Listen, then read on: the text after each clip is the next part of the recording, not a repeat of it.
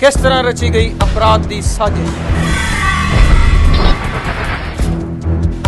किस ने दिता अपराध नूं अंजाम। ਅਸੀਂ ਲੈ ਚੱਲਾਂਗੇ ਤੁਹਾਨੂੰ ਕ੍ਰਾਈਮ ਸਪੌਟ ਤੇ ਵਿਖਾਵਾਂਗੇ ਕਿਸ ਤਰ੍ਹਾਂ ਕਾਨੂੰਨ ਦੇ ਹੱਕ ਪਹੁੰਚੇ ਅਪਰਾਧੀਆਂ ਦੇ ਗਿਰੇਬਾਨ ਤੱਕ। ਅਪਰਾਧ ਅਤੇ ਅਪਰਾਧੀਆਂ ਨੂੰ ਬੇਨਕਾਬ ਕਰਦਾ ਪ੍ਰੋਗਰਾਮ ਕ੍ਰਾਈਮ ਲਾਈਨ।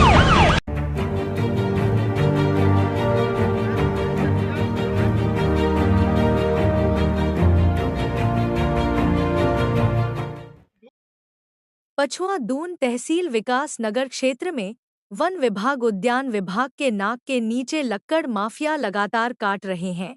आम के हरे भरे पेड़ उद्यान विभाग द्वारा बिना जांच पड़ताल किए परमिशन दी जाती है और उक्त परमिशन की आड़ में लक्कड़ माफिया आम के हरे भरे पेड़ अधिक मात्रा में काट देते हैं और पर्यावरण को पहुंचा रहे हैं नुकसान। सूत्रों का कहना है क्षेत्र विकास नगर में पत्तलकार की भूमिका निभा रहे दो नटवरलाल अवैध आम के पेड़ काटने के लिए लेते हैं ठेके और भू माफिया के साथ मिलकर करते हैं बड़ा खेल। और सबसे बड़ी हैरानी की बात है कि उद्यान विभाग के अधिकारी किस आधार पर देते हैं पेड़ कटान की अनुमति, जब क्राइम अलर्ट उत्तराखंड संपादक ने सवाल किया कि जिस 5 पेड़ की परमिशन दी है और काटे गए हैं वह कौन कौन सी जगह पर स्थित थे, तो उद्यान विभाग के अधिकारी सवालों से बचते दिखाई दिए। से प्रतीत होता है उक्त अवैध कार्य में उद्यान विभाग की भी मिली भगत हो सकती है। जब आज दिनांक 5/12/2024 को संयुक्त मीडिया की टीम के साथ प्रतिष्ठित सेवा समिति के अध्यक्ष डाला कोटी ने उद्यान विभाग की टीम बुलाकर चल रहे अवैध पेड़ों के कटान के संबंध में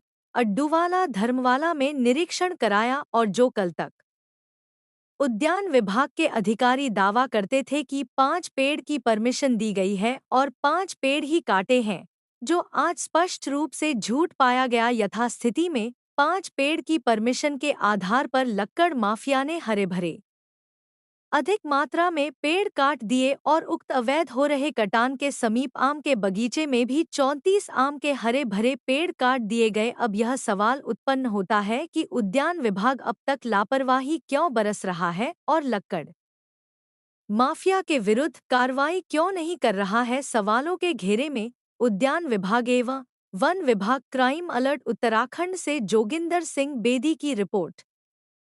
60 पेड़ जो ये हैं, ये या तो ये एफिडेविट गलत है या ये जानकारी गलत है। अगर ये जानकारी गलत ले रहा है तो इस पे एफआईआर दर्ज हो। इसमें लिखा है रिपोर्ट में 40 पेड़। सर आपने क्या लिखा? ये आप ही की रिपोर्ट पढ़ रहा, क्या लिखा आपने? 40 से 50 पेड़। 40 पेड़, 50 से 60 आपने किस आधार पे लिखा? इसका आधार दो पहले। सर आप अपनी जानकारी दे रहे हो ना। आपको मैं एक व्यक्ति ने आपको आवेदन दिया, आप आवेदन पे आए, आपने ये कह दिया ये 50-60 साल पुराने हैं। मैं यही जानना चाह रहा हूँ उसका किस पैरामीटर से आप दोनों ने तय किया, वो पैरामीटर मुझे उपलब्ध कराओ। आपके उन पैरामीटरों में इशू है, मैं बार बार कह रहा हूँ। अदरवाइज ये प्रोसेस ऐसे ही चलता रहेगा, आप ऐसे ही आते रहोगे, ये लोग भी ऐसे ही आते रहेंगे। इस सिंपल तरीका है, आप परमिशन बंद कीजिए। परमिशन लेनी है वो आपको फोटोग्राफ्स ला के दे। 50 साल पुराने हैं, इस बात का क्या एफिडेविट है? वो ला के देना। उसने 50 साल पहले कब लगाए थे? उसने कहीं चढ़ाया होगा ना, उसे काश्तकारी का कोई उसने बीमा लिया होगा, फसल बीमा लिया होगा, आपके उद्यान से कोई स्कीम ली होगी। आपके रिकॉर्ड में है आपके रिकॉर्ड में नवीन कुमार ने स्कीम ली कोई? नहीं। क्यों नहीं ली फिर इसने आज तक स्कीम? इतना शरीफ किसान था ये, इसने सरकार की कोई स्कीम ही नहीं ली आपसे और आपने परमिशन दे दी। मैं कह रहा आप सरकार की स्कीम से मैच कर लो। 100% बता रहा हूँ आपको डिफॉल्टर मिल जाएंगे। तो आपको कितने साल पुराना लग रहा है? भाई सुन, मैं टेक्निकल आदमी नहीं हूँ, तो मैं बता रहा हूँ आपको। हाँ, आप कह रहे 50-60 है? लगभग 50-60 साल। लगभग नहीं, आप मुझे प्रूफ कैसे करोगे बताओ? दादा जी है ना, अगर दादा मैं तो कह रहा मुझे प्रूफ कर दो ना।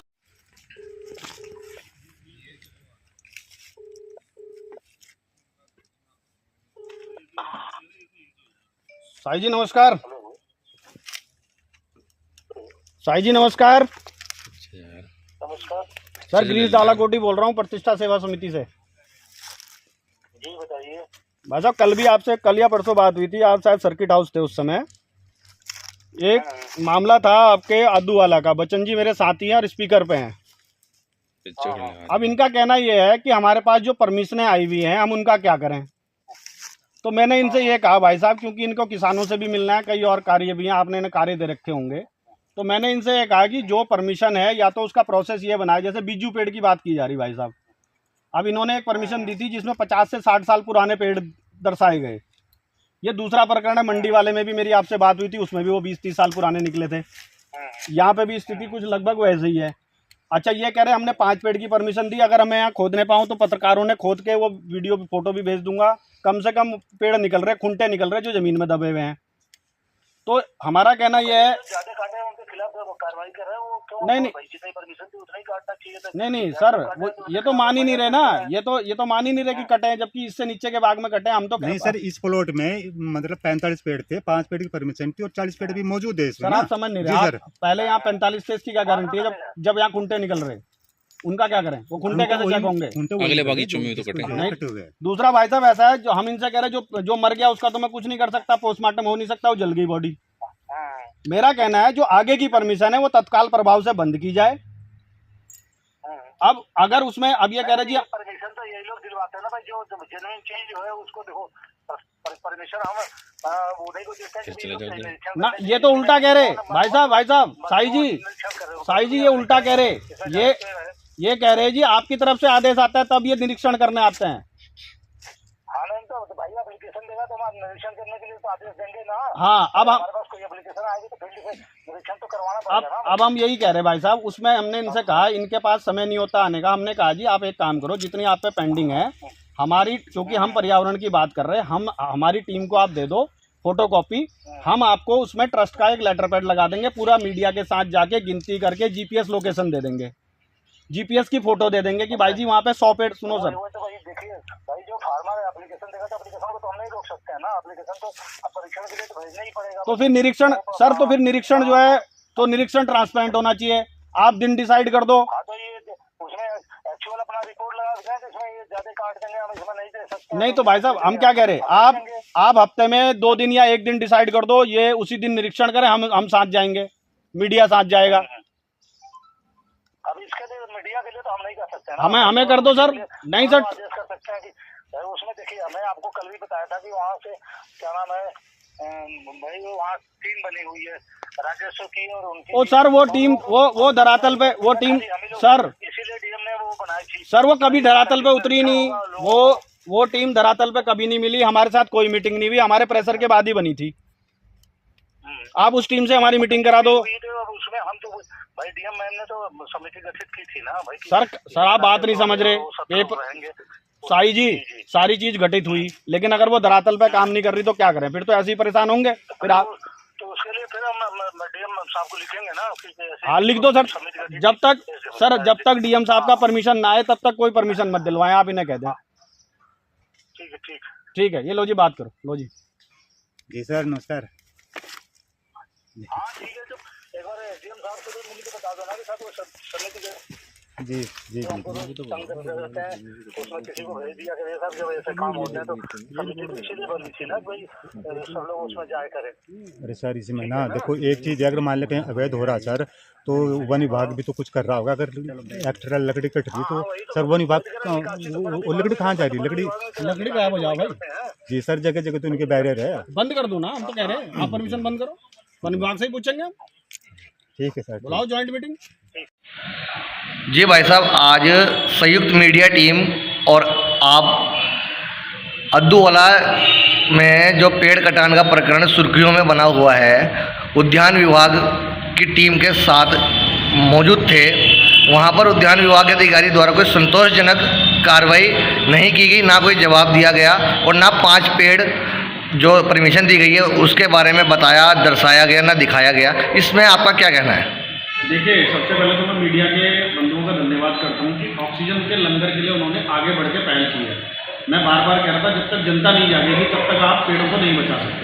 आज मीडिया ने ये मामला उठाया, खुद मीडिया कर्मी ने फावड़े से निकाल के उन्हें उद्यान वालों को दिखाया कि यार ये पेड़ कटे गए जो दबाए गए थे। तो कहीं ना कहीं देखिए, उद्यान विभाग के अधिकारी का काम वो कर रहे हैं, लेकिन वो काम या तो दबाव में कर रहे हैं, क्योंकि उनके द्वारा ना तो 5 पेड़ गिनाए जा रहे थे कहाँ पर हैं। उनका कहना था यहाँ 40 पेड़ 45 पेड़ थे, 4 की परमिशन दी, 5 की 40 खड़े हैं। और आनंद फानंद में वहाँ कुछ पेड़ नए लगाए गए थे, और नए पेड़ अगर आप देखेंगे तो कहाँ लगाए गए? रास्तों के बीच में, जो साफ दर्शा रहा था कि वो किसी के दबाव में पीछे से प्रेशर था, इसलिए फटाफट पेड़ लगा दो। दूसरा, जो सूचनाएं आ रही हैं कि वो पूरे क्षेत्र में लगभग 100 बीघा के आसपास वो जमीन है जिसको सारे पेड़ों को काट के वहाँ पे प्लॉटिंग की जाएगी। तो कहीं ना कहीं वहाँ पे बाकी पेड़ों को भी खतरा है। तो उद्यान विभाग की जो कार्रवाई है, उद्यान विभाग को चाहिए कि सारे पेड़ों की एक गिनती सुनिश्चित करें, जैसे पहले वाले प्लॉट की उसने सुनिश्चित की है, उसके बाद के भी जो 2 प्लॉट हैं उनकी सुनिश्चित की जाएगी। तो कहीं ना कहीं ये नहीं मानते क्या उद्यान विभाग की लापरवाही है, जो 5 पेड़ की परमिशन दी थी उन्होंने, और वही 5 पेड़ वो खुद ही नहीं स्वयं बता पा रहे हैं कि कहाँ कटे हैं। तो इसमें कहीं ना कहीं इनकी लापरवाही और कुछ संदेह उत्पन्न होता है, इसमें क्या कहेंगे आप? देखिए, लापरवाही बिल्कुल है, मैं बता रहा हूँ। अभी तक अगर आप देखिए, मैं ये नहीं कह रहा हूँ वो कैसे अनुमति देते हैं, लेकिन जितना मेरा अनुमान है वो क्षेत्र में कभी विजिट नहीं करते।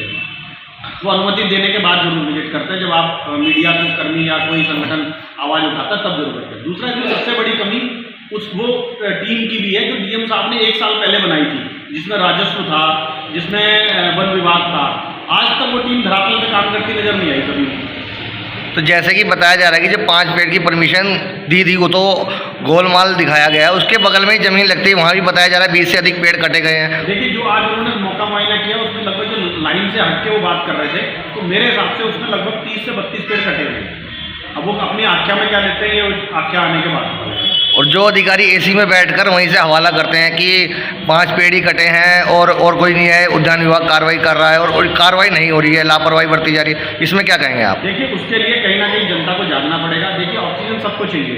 एक समय के बाद एक बार आप बगैर पैसे के रह सकते हो, बगैर खाने के रह सकते हो, लेकिन बगैर हवा और बगैर पानी के शायद नहीं रह पाओगे। पेड़ नहीं रहेंगे तो पानी भी नहीं रहेंगे और हवा भी नहीं रहेगी। तो कहीं ना कहीं जनता को दोबारा से चिपको आंदोलन की आवश्यकता है।